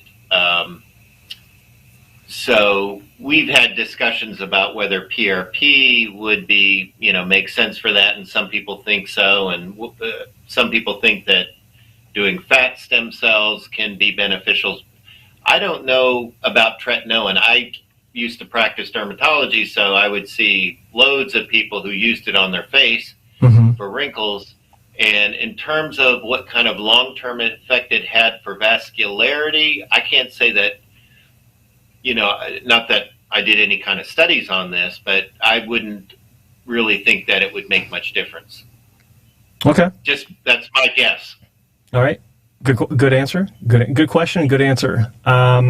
Let's see, guys. Any more questions in the chat room before we get some more? Don't forget to hit the like button. And let me just add a little bit to that. Just because you get redness from tretinoin doesn't mean that you're increasing the vascularity. So if you're causing the capillaries to dilate, that's not really increasing the number of blood vessels. Right. That key period of 1 week post-grafting, those vessels would shrink back up again. So I don't think you're actually causing new capillaries with tretinoin. You may be causing them to dilate and make the skin red, but that's only while you're using it. Right. Okay. That's not really increasing vascularity. Okay, that makes sense. Yeah, good. I didn't think about that. Good point. Let's see. D says, for an area that is diffused but thin enough to transplant through, how likely is permanent shock loss to the native hair? Good question. Again, relative. But yeah, so to answer this, back in the mid-90s when we were doing mini grafting, everyone got shock loss, or loads of people got shock loss. So, well, when you're using ice picks to make recipient sites, how can you not? Exactly. So my point being, it is technique related, the size, the depth of the instrument used to make the incision, so the skill and the expertise of the surgeon plays into that. Mm-hmm. And then I do think there's some variability there. So, someone who's using topical Rogaine, a lot of those hairs aren't hanging on as tight as native hairs in someone who's not using Rogaine. Okay, so in other words, if someone was very thin and using Rogaine and they got a little bit thicker, but they still need a transplant, someone else was at this thickness level, the person using the Rogaine, in my opinion, would be more likely to have some shedding post-op. Right. Because I think those thickened hairs from Rogaine maybe don't hold on as tight. Having said all that, we don't see a lot of shock loss. And again, I kind of chalk that up to having, done this for a long time and using very small instruments, but also the bioenhancements. I think the ACell and the ATP are helpful in that regard. Let's see what else. Questions. All right, we've got another one. House. Welcome, House. Thanks for joining us. He says, my first FUT was 12 months ago, and the density is very low. The hairline is so thin, it looks unnatural. I was a Norwood 5. Is this normal? Can it be fixed with another FUT? Okay. That's let me take this first, and then I'll let you jump in. So I'll just repeat it. First FT was a year ago. Density is very low. The hairline is so thin it looks unnatural. So that first part I wanted to address. What do you mean unnatural because it's too thin? Because in my view, the density or lack of density does not it's not automatically related to naturalness. You can have thin hair, but it can look natural, just naturally thinning. So that's a very important question that you need to answer because, which I don't know if you'll be able to in the chat, but what do you mean by unnatural? Because of the thin lack of density or because the grafts are standing out as looking unnatural individually? That's a big deal. But moving on from that, your Norwood 5, is this normal? Can it be fixed with another FUT? A Norwood 5, normal depending on how many grafts were moved. That's, it's all relative, supply versus demand. Was there enough supply to meet the demand, and was enough supply transplanted? Is it normal? Yes and no. With good clinics, they usually try to move enough hair to address the situation properly. Inexperienced clinics or clinics that just don't move much at one shot and try to cover the whole area, if that's what they try to do, then that's normal too. I mean, different clinics have different approaches. So I think it comes down to two things: your expectations, and were they clear on the outcome based on your situation, the supply and demand. See if he answered. No, he didn't answer the question. But what do you think, Doc, about that? Yeah, I completely agree with you. I mean, I think really the answer to that would depend on the patient. Do they have very fine hair? Is fine hair straight? A lot of contrast between the hair and the scalp. Mm-hmm. What was the experience of the clinic he went to? Do they have a history of good results? So a lot goes into that. I mean, without knowing the situation, I would say that, yes, it could be fixed in another transplant. But again, I would like to know more details. I think in general, most hair transplants can be fixed, but it also depends on what's your definition of fixed. But if it's just thin, yes, those can typically be fixed or improved.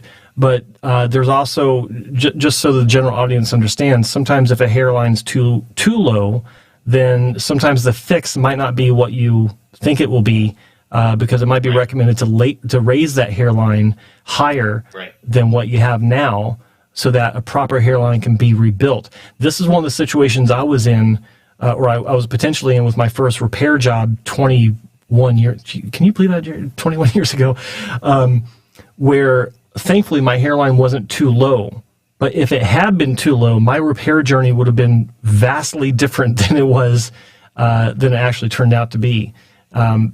That's something that people do not want to get themselves into, is having a bad hairline that's also a low hairline, because that just changes the landscape completely. Let's see if he responded. Yeah, he didn't follow up with my question, but that's fine.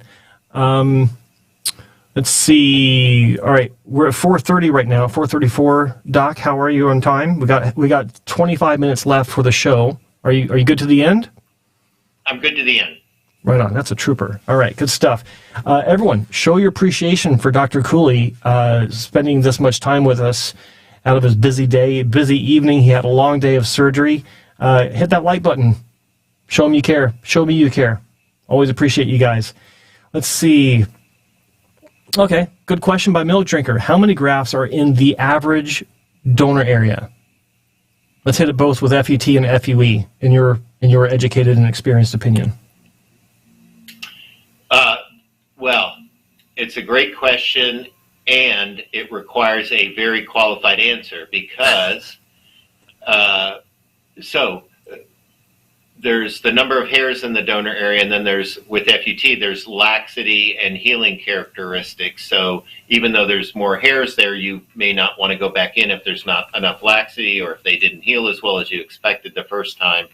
But typically we find that, anywhere from 7 to 10,000 might be a good average. But there's a lot of variability. I've seen people come in for the first time and we couldn't even get 2,500 because their density wasn't there. Right. And then you have people with crazy density. And Joe, you're probably better one to answer this with your experience with Hassan and Wong and the big cases that you guys did over the years. Now, with FUE, my concern is that clinics are venturing outside the safe donor area. And so you'll see people say 12,000 and higher, but a good percent of those, in my opinion, it depends if the patient's lucky or if they stay on medical therapy, but otherwise, a good percentage of those hairs may come from outside the safest part of the donor area. And so, we also have to define what we mean by safe donor area. Yeah. And what FUE clinics are harvesting is not necessarily the safe donor area. That's a great answer. And yeah, I mean, based on my experience, the average donor, I think I used to tell people, I've not even thought about this in a while, with regards to FUT, average donor area would be between 6 and 8, depending on laxity, depending on density, depending on not just those things, but also just the way that the strip itself comes out, because the variability of laxity is not consistent. So when we talk about laxity, or how loose the donor zone is for extraction, which determines how wide the strip is, it's highly variable across that entire strip that's being removed. So if you have a 25 centimeter long strip and you're trying to get a 2 centimeter wide excision on that, that's not always going to be the case, because it does vary. And so it's very hard to pin that down. And that's why it's very difficult. Like if you were to say, I saw the argument with FUE, well, you can calculate down to the graft how many grafts you need, and you can get that many grafts out of the donor, and there's no plus or minus if you really want to stick to those numbers. The reason why you can't do that with FUT, even if you did map that out, is because of that variable laxity. You can't count for that until you're actually cutting into it. Will undermining be necessary to free that area up? Will enough undermining be possible to free up and make that laxity more consistent across that line? So it's not a question I answer as easily as I used to, because I've thought about it a lot more. But I would say that in different clinics, it also depends on the approach. Some clinics do believe in smaller first surgeries, and so they do lead into a healthy second surgery. Some clinics do believe in doing a bigger surgery to address everything all at once. I'm more in the first camp now, where I do believe in the smaller ones to break up into a second one. Not crazy about the real big ones anymore, simply because if it doesn't work out, what are you going to do? You're hooped. There's not much donor left. I don't like sticking the heel into the back of the scalp to try to get that much out anymore. It's not something I'm a fan of. But as far as FUE, you're talking about the safe donor zone. I've got mixed feelings on these bigger numbers that's possible. I mean, technically, 20, 30, 40,000 is possible. You can pick someone's donor area clean like a chicken if you wanted to, which would look unusual. I've actually had people request that. But the question is, what's viable as far as not affecting the aesthetic of the donor area? And I think that obviously it's highly variable on the patient, but in a good patient with good density, and obviously laxity is not an issue in this regard, I think that in the region of 6 to 8, if you got good density, a good donor supply is valid. There are clinics out there that are going much higher than that.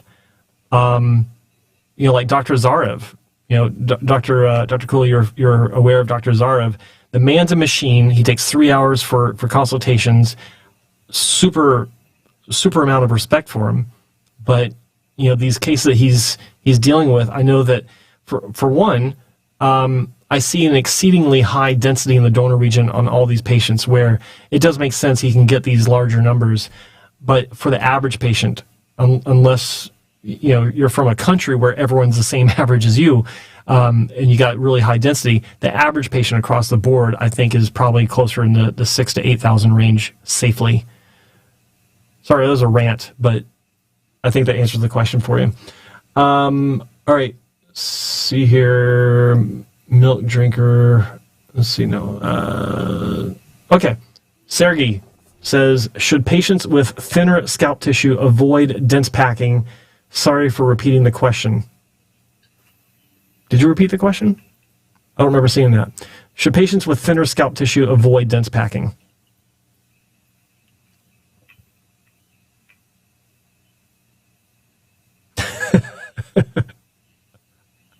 Well, I was trying to be thoughtful and not just give a knee-jerk response. Yeah, no.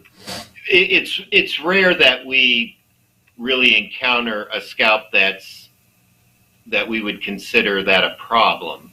So I'm just trying to think that that's a pretty unusual scenario.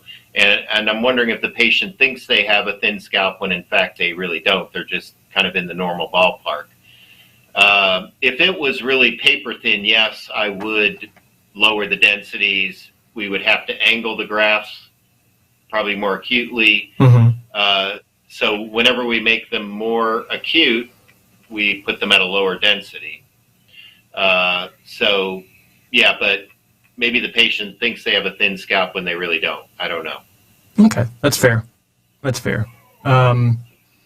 Let's see here. John Henry has another question. If a person's 31 years old and have some hair loss, would you say the hair loss pattern that you can make out is a final? Okay, good question. I'll repeat it. If a person's 31 years old and has some hair loss, would you say that the pattern that's visible is the final Norwood pattern that they would end up with? Can you predict ultimate hair loss at 31? Is that kind of the question? Based on the pattern you can see in a patient that's slightly thinning. So you can make a guesstimate, but there's a lot of variation. So some people lose hair very evenly over the years, but some people will go through accelerated periods, and someone even who may have a good hairline in their 50s can lose it in their 60s. So, it's all about averages and odds. So you could say you can look at where they're at their age, ask about their family history, and make an educated guess. But there's going to be exceptions to that rule. And I think it's better for patients to assume that hair loss is progressive and that things generally are going to get worse over time. Yeah, that's always the bottom line. Always assume it will get worse, even if it doesn't. Even if it looks like it's steady. Let's see here. We're coming up on quarter till the end of the hour. So that's good. We're making good progress here. Lots of great questions, guys. Ask some more questions. Throw them in the chat room. We got Dr. Jerry Cooley here at your disposal to answer your questions. Don't forget to hit the like button. Really appreciate all of your support. The Hair Chemist. Hey, man, I didn't see you here. That's good. Welcome. Good to see you here. See, coronal or... Oh, this is an easy one, man. You should know this. He's asking coronal or sagittal sites for temporal peak reconstruction. Doc? We may get into a little bit of a disagreement here, Joe. See, I mean, it's funny. These guys probably don't know what a hot debate that was 15, 20 years ago. I mean, the battles... Now. The epic battles online. Yeah. I've done both over the years, and I've just settled into an easy routine where I do sagittal. I find that I can angle them every bit as acutely, 23 gauge needle. I can lay across the skin and get a very acute as I want. But if someone prefers coronal, no problem. It helps that you're using a 23 gauge needle, because back during these debates, it was a 21 was about the largest, about the smallest that people were using, but a 23, that's when you're venturing into the realm of difficulty for the grafts to change orientation once they're inserted. Yeah. So, yeah, right.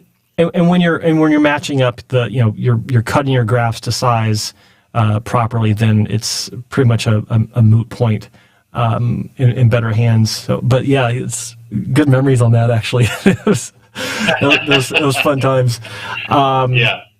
Yeah. Let's see. Looking for more questions. Broderbond 60 makes a comment. A toupee is better for Norwood scale 6 and 7s. I don't disagree in some cases.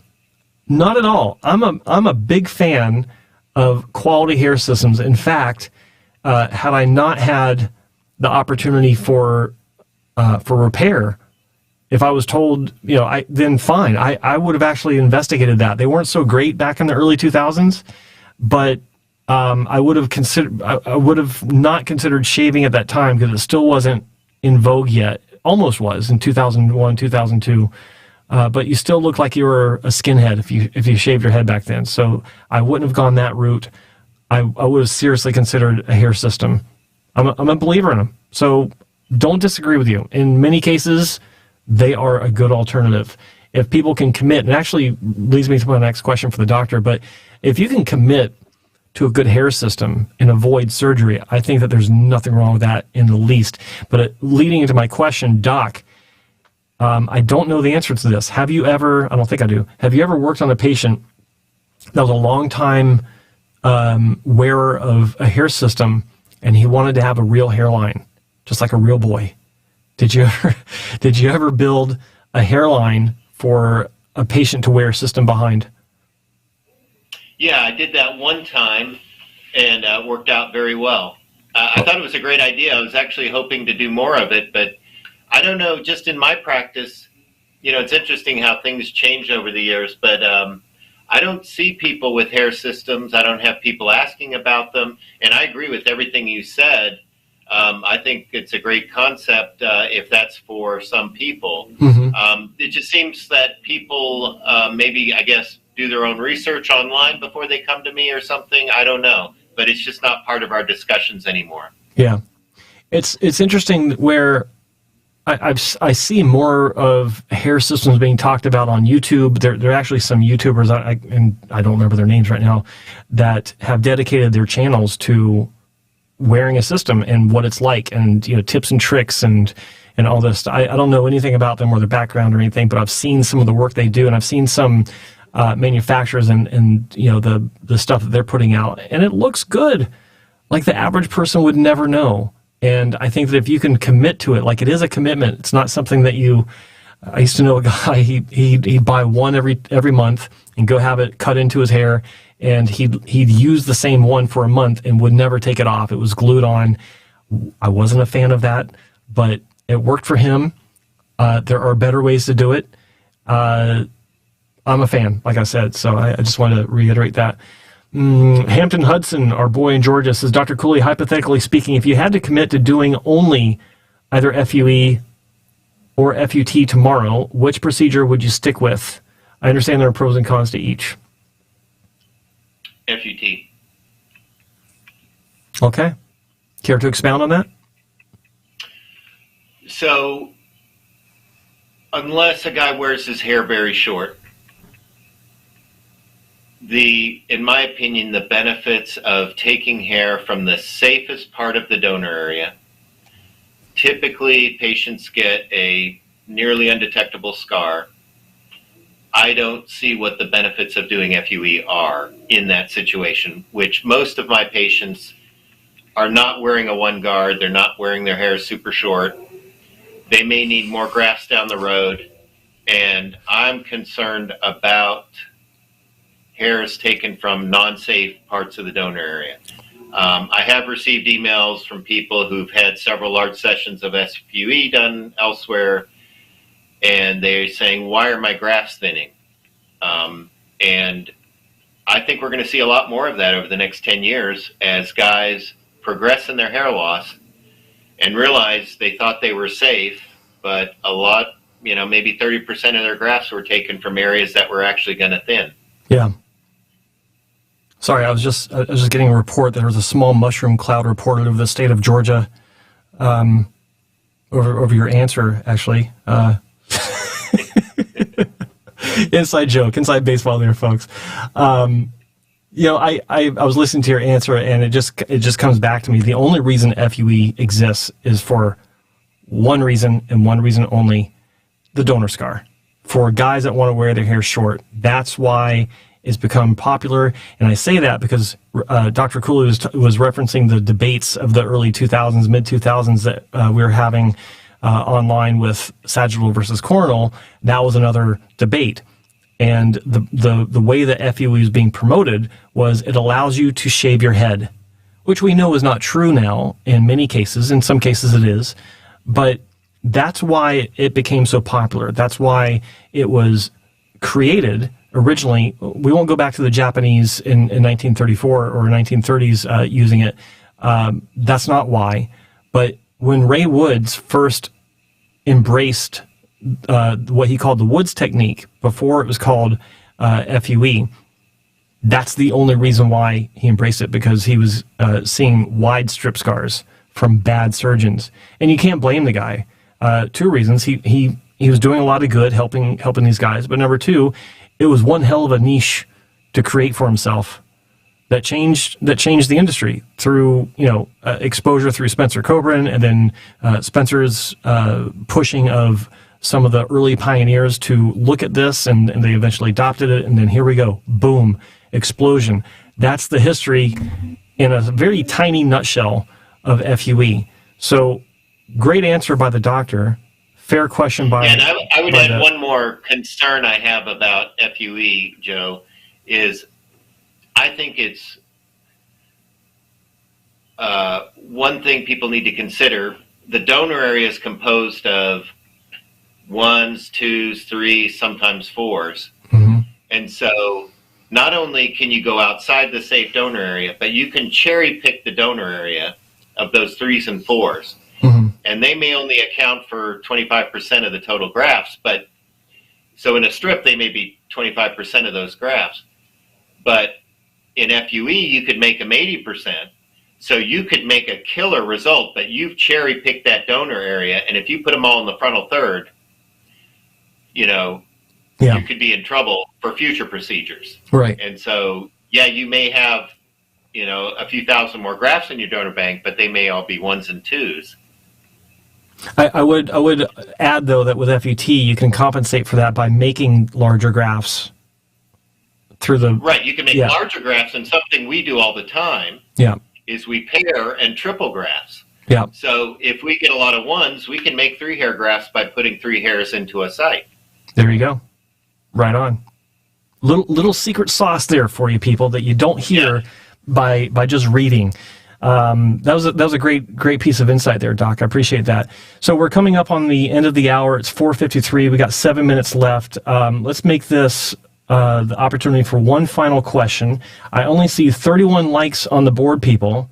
Dr. Cooley has stuck it out through the entire broadcast. Again, Doc, really appreciate you being here with us. Always great to see you and talk to you. I miss you, man. We need to talk anyway. When did we? Let's do a little history here. We first, was it 2016 that I was in your office? Yep. 2016. God. So that was so I was in your office. I spent a couple days there. I was actually there twice. The first time because I was in the area, and we were talking then, and then I came back to actually do the walkthrough and the review. That was a good time, and you're actually the longest standing Hair Transplant Mentor accepted member that I've got. 7 years. Oh, I didn't know that. Yeah. Wow. The first was Ali, and that that dissipated for reasons I won't get into. I mean, nothing bad, guys. But that broke off. He's doing his thing now, and that's fine. But you were the second originally, but you are now. For a while, you've been the longest standing member, and I just want to say I appreciate you. It's been great with you, and I'm looking forward to more fun with you in the future. Just want to say that. Acknowledge that publicly. Love you, bro. Appreciate it. All right. Ken Kramer says, great show with Dr. Cooley. I agree. Broderbond60 says, love Dr. Cooley's straight talk. Nice. Well said. Robert Hellner BHT, Joe, BHT. What do you want to know? You can also do BHT from beard and chest. Is that a question? I don't know. I won't wait for the answer. Dr. Cooley, I already know the answer to this one. What's your take on chest hair? I've tried to do as little of that as possible. I've heard from other experienced people that chest is an entirely different animal, that it's very unpredictable. The growth cycles, we know, chest hair spends a lot of its time in telogen. Hey, if someone's first gone through scalp and then gone through beard and they're really motivated and they want to try it, I support that, going to someone who's very experienced. I've done just a very little bit of it, and I kind of consider it a last resort. Well said. I like that. Yeah, there are others that are into it, and I respect that. But I think that there should be more caveats thrown out with those types of procedures, because there are a lot more challenges, and those are reflected, in my view, in the results. I don't know of anyone that can compensate for the shortcomings of body hair convincingly enough to where it's on par with scalp hair. Scalp's still keen. And I have, I'll say this, I've taken care of a patient. He was Indian. He went to India for chest FUE, and he also had beard FUE. The beard FUE healed up beautifully, but he developed multiple little keloids. And I tried everything to get rid of these things. And it was really, really difficult for him. So that's always scared me as well. Yeah, I get it. All right. Well, look, it's 4:57. Is there any other question in the chat room? We got 3 minutes left before I shut this bad boy down. Again, appreciate everyone's support. We got 3 minutes left before we're done. If I don't see another question here, then we're out. Let's see. All right. Hollow Inside 19. He was with us yesterday. Good to see you back here, buddy. Are you subscribed, by the way? Hit that subscribe button if you haven't, and then hit the like button. I'll wait. No, not really. Okay. Hey guys, what a big forehead. Okay, how do you classify a big forehead in inches? I'm paraphrasing. I thought he was accusing me of having a big forehead. I was starting to get self-conscious. You and me both, man. I know it, all right? we're the six-head brothers. Look at us. Look at us on camera. So how would you classify? We'll say in centimeters, because that's how we do it in the biz. How many centimeters is a big forehead for you? Are we talking where the hairline should go? Or let's go with that, because I don't think it's horizontal. I think it's just the height above the glabella. What would you say? Yeah. Well, most of my hairlines are between 7 and 8 centimeters. Very rarely I'll go a little bit lower, but I'm very cautious about that. Yeah. And then I found that so 7 to 8. Let's say I put a 7 centimeter hairline. For some reason, I find that if I do need to restore the temples, that 8 centimeters has been a good guide for me. So 7 and 8. Okay. Oh, so eight on the sides as well. Okay. Well, 8 from the center point to the temples here. Right. And then I think one of the mistakes I see with temple reconstruction is that if you're going to do it, then do it right. And I find that a lot of clinics make them too high. So, I mean, if you're going to do the temples, then do it all the way, and make sure you come down to create a natural outline. So you don't want this to be too high here. Yeah. I've seen. Have you seen the double temple point? That's a new one. No, I haven't. That sounds interesting. Where someone's putting a temple point above the original temple point, and there's still remnants of the old temple point. First off, why raise it higher? Like, this is a real thing I've seen on Reddit, of all places, where it's popular for guys to come on and say, what do you think of my hair transplant? And I couldn't believe what I was seeing. This guy had 2 temple points on both sides. He had 4 temple points. Wow. More fun, I guess. I don't know. Just when you think you've seen it all. Yeah. In comes the quad temple point. My God. Okay. We'll end the show on that note, folks. The quad temple point is going to send us off. I'd like to thank everyone for joining us today. It's been a fantastic evening with Dr. Jerry Cooley, IAHRS accepted member, hair transplant mentor doctor out of Charlotte, North Carolina. Check him out at haircenter.com. It's a fantastic domain. It's a beautiful website, if I do say so myself.